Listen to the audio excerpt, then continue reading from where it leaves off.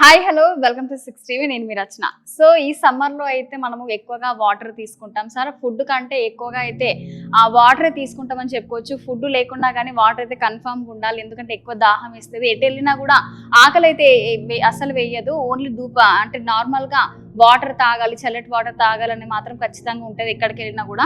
So చాలా మంది అయితే మనకి ఫ్రిడ్జ్లో బాటిల్స్ పెట్టుకుని ఐస్ వాటర్ తాగడం చాలా మంది అయితే ఈ సమ్మర్లో అయితే తాగుతుంటారు. సో చల్లటి వాటర్ వల్ల కూడా చాలా మనకి హెల్త్ ఇష్యూస్ కూడా వస్తాయని చెప్పుకోవచ్చు. సో దీనివల్ల అప్పటికప్పుడు మనకి చల్లగానే అనిపిస్తుంది, చల్లగా వాటర్ తాగుతున్నాం కదా అమ్మ అన్నట్టుగా అనిపిస్తుంది, కానీ తర్వాత మాత్రం హెల్త్ ఇష్యూస్ చాలా వస్తూ ఉంటాయి. సో అవేంటో ఇప్పుడు చెప్తాను నేను. చల్లటి నీరు తాగితే మాత్రం మనకి ఆ కడుపులోని ఏదైతే మనకు ఆకలి ఉంటుందో అది ఖచ్చితంగా తగ్గిస్తుంది. అలాగే త్వరగా జీర్ణం అవ్వదని చెప్పుకోవచ్చు. తిన్నా కూడా ఈ చల్లటి వాటర్ తాగడం వల్ల కూడా జీర్ణం అవ్వదని చెప్పుకోవచ్చు. సో ఇది ఆ జీర్ణక్రియకి కూడా చాలా ఎఫెక్ట్ చేస్తుంది. అలాగే దీంతో సరిగ్గా జీర్ణం అవ్వక కూడా మనకి కడుపు నొప్పి కానీ జీర్ణ సమస్యలు చాలా వస్తూ ఉంటాయి. ఎక్కువగా చల్లని నీరు తాగితే కానీ మనకి ఇలాంటి కడుపు నొప్పి అలాగే బ్రెయిన్ పైన కూడా చాలా ఎఫెక్ట్ పడుతుందని తెలుస్తుంది.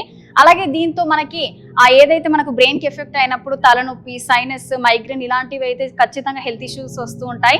ఇలాంటి సమస్యకి అయితే రావద్దు అంటే ఖచ్చితంగా మనము చల్లటి వాటర్ అయితే అవాయిడ్ చేయాలని చెప్పొచ్చు. చల్లటి నీళ్ళు అలా అంటే ఈ సమ్మర్లో అయితే మనకి హాట్ వాటర్ తాగడం వల్ల మనకి ధూపారదు కాబట్టి నార్మల్గా బాగా కూల్ కాకుండా బాగా చల్లగా కాకుండా నార్మల్గా తాగితే ఏ హెల్త్ ఇష్యూస్ రావని చెప్తున్నారు. సో డాక్టర్స్ దగ్గరికి వెళ్ళినప్పుడు కూడా మనము చల్లటి వాటర్ తాగొద్దని చెప్తారు, నార్మల్ వాటర్ తీసుకోవాలని చెప్తారు. సో దానివల్ల మనకి చల్లటి వాటర్ ఏంటంటే అప్పటి మందమే చల్లగా అనిపిస్తుంది, కానీ అదే చాలా హీట్ అని చెప్పుకోవచ్చు బాడీలో.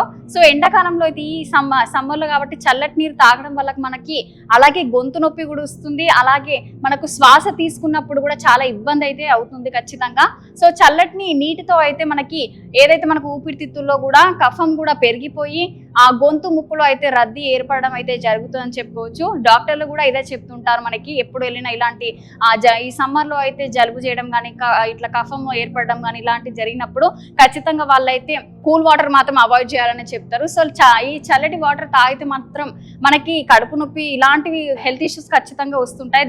ఇంకా అలాగే ఈ హెల్త్ ఇష్యూస్ కాకుండా కడుపు నొప్పి, మైగ్రేన్ ఇలాంటివి కాకుండా మనకి హార్ట్ బీట్ కూడా చాలా తగ్గుతుందని కూడా అధ్యయనాలు అయితే మనకు చెప్పడం జరిగింది.